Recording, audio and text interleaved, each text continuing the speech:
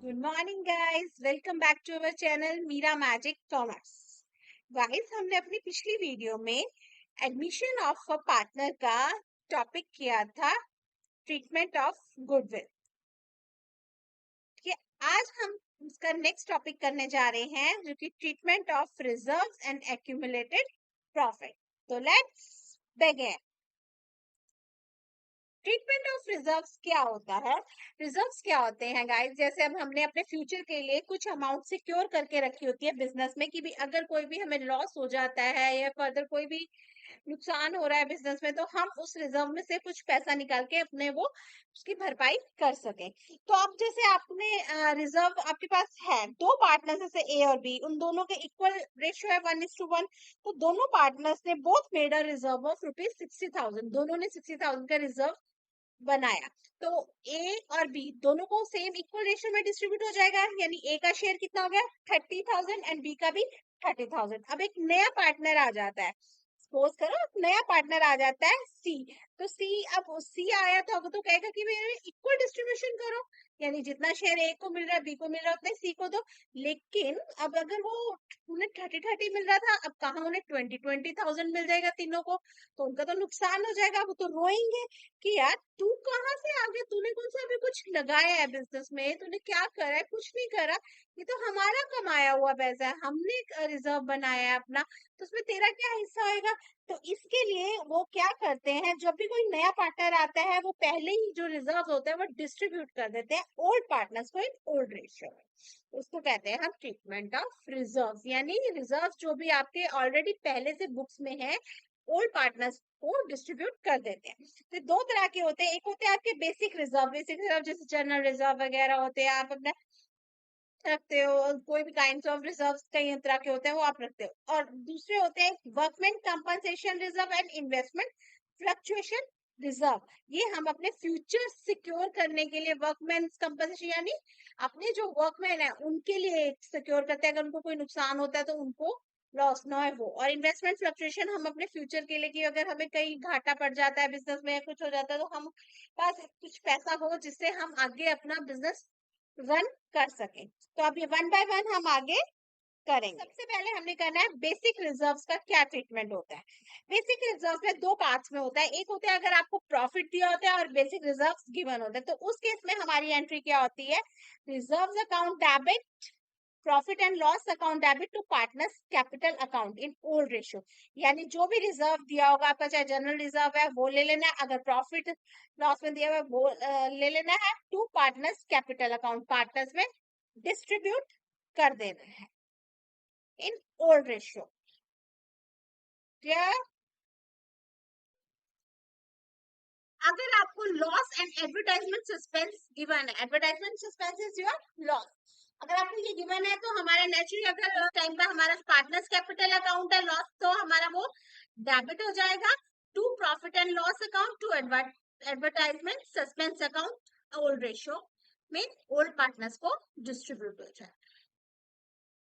कोई डाउट? दोबारा बता रही हूँ, दोबारा बता रही हूँ गाइस, अगर आपको प्रॉफिट होता है या आपको रिजर्व दिया है तो आपने डिस्ट्रीब्यूट करना है ओल्ड पार्टनर्स में ओल्ड रेशियो में, तो आपके पार्टनर्स कैपिटल पार्टनर्स क्रेडिट होंगे। और अगर आपका लॉस होता है तो आपके पार्टनर्स डेबिट होते हैं और आपका लॉस एडवर्टाइजमेंट सस्पेंस क्रेडिट होता है। Next workman compensation reserve. Workman compensation reserve क्या होता है, जब भी कोई वर्कर्स का कोई नुकसान ना हो जाए या कोई एक्सीडेंट ना हो जाए तो उनके लिए हमें ये जोड़ के रखा होता है। तो आपका वर्कमैन कंपनसेशन रिजर्व का सेम ट्रीटमेंट होता है, कॉमन ट्रीटमेंट है एडमिशन में भी, रिटायरमेंट में भी और डेथ ऑफ पार्टनर में भी। ये आपको आगे तक ऐसे ही सेम ट्रीटमेंट चलेगा। तो इसके तीन केसेस है। फर्स्ट है, अगर आपको कोई भी क्लेम के अगेंस्ट एडिशनल इंफॉर्मेशन नहीं गिवन होती, तो उस केस में आपकी एंट्री होती है workman compensation reserve account debit to old partners in old ratio. क्यों? क्योंकि सिंगल एंट्री है, इसमें कोई नुकसान नहीं हुआ, तो आपको जो भी है आपने डिस्ट्रीब्यूट कर देना है ओल्ड रेशियो में। सेकंड केस, अगर आपको क्लेम गिवन है, तो अगर आपको क्लेम गिवन होता है तो जैसे भी तो उसमें आपका एंट्री होगी workman compensation reserve account debit to workman compensation claim to partners capital. हमेशा याद रखना, जितना भी आपका वर्कमैन कंपनसेशन रिजर्व है वो हमेशा डेबिट होता है और आपका जो क्लेम होता है वो हमेशा क्रेडिट होएगा, इसका ध्यान रखना है। फॉर एग्जाम्पल है कि भाई आपने वर्कर के लिए जोड़ा है 6,000, नुकसान हो गया 8,000, तो 2,000 का क्लेम वो करेगा, तो उसको वो हमारा यहाँ पर आ जाएगा 2,000 का क्लेम।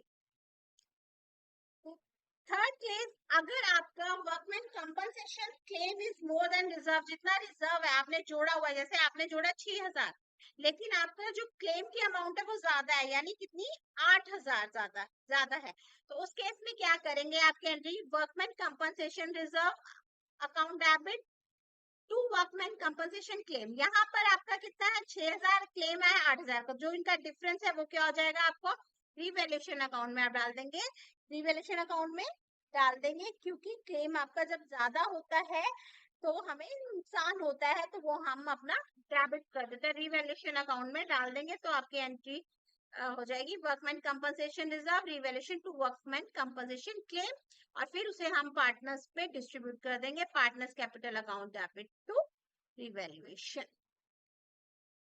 Clear guys? नेक्स्ट है investment fluctuation reserve. Investment fluctuation reserve भी वही है, आपने जो अपने फ्यूचर के लिए सिक्योर करा होता है, इसके भी सेम ट्रीटमेंट होता है जो वर्कमैन कंपनसेशन रिजर्व का होता है, उसमें भी सेम यही चीज आएगी। सबसे पहले आपका एंट्री, अगर कोई इंफॉर्मेशन नहीं है तो investment fluctuation reserve to partners, old partners in old ratio में डिस्ट्रीब्यूट हो जाएगा। सेकंड केस, अगर आपकी मार्केट वैल्यू इन्वेस्टमेंट की कम है, गिवन इन्वेस्टमेंट से आपकी मार्केट वैल्यू कम है, तो उस केस में आपकी फ्लक्चुएशन रिजर्व हमेशा आपका डेबिट होएगा, इन्वेस्टमेंट आपका क्रेडिट होएगा टू पार्टनर्स कैपिटल, जितना डिफरेंस होएगा वो आपने पार्टनर्स में डिस्ट्रीब्यूट कर देना। अगर आपकी मार्केट वैल्यू ज्यादा है तो उस केस में वही इन्वेस्टमेंट टू रिवैल्यूएशन, रिवैल्यूएशन में हम कर देंगे, और जो रिवैल्यूएशन है टू पार्टनर्स कैपिटल अकाउंट, जितना भी आपका रिवैल्यूएशन में डाला है हमने अमाउंट, वो आपने पार्टनर्स में डिस्ट्रीब्यूट कर देंगे। Clear guys? सिंपल ट्रीटमेंट है, बहुत ही इजी है, आपका सेम रहेगा हर एक उसमें।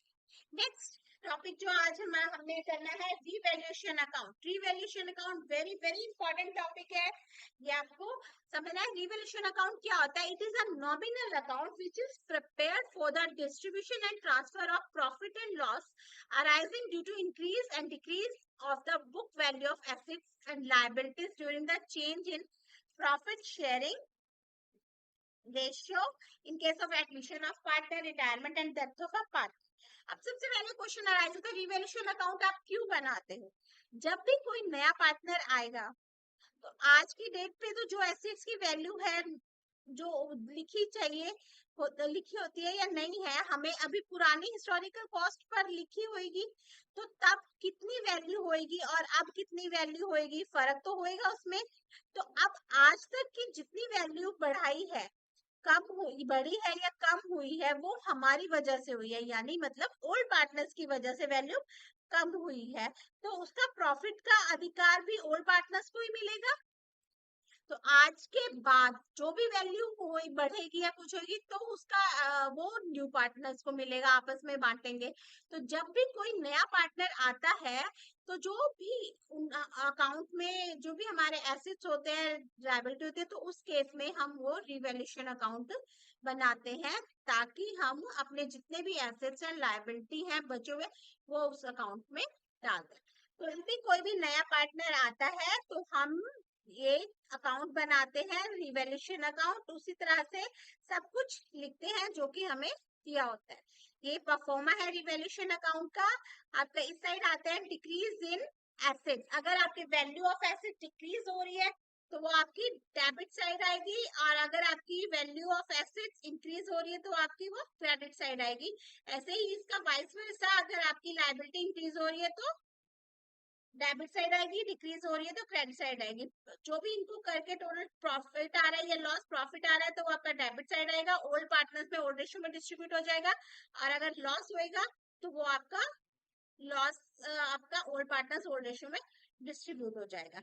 जो भी हमारी डिफरेंस अमाउंट होती है इंक्रीज और डिक्रीज की, आपने वो ही यहाँ पर लेनी है टोटल अमाउंट, नहीं लेनी। बहुत ही सिंपल है रिवेलेशन अकाउंट आपका, क्योंकि न्यू पार्टनर्स का किसी भी चीज से कोई लेना देना नहीं होता। उनके आने से पहले जो भी सब कुछ है वो खत्म कर देते हैं, तो उसके बाद जो भी अब आएगा वो न्यू पार्टनर्स को मिलता है।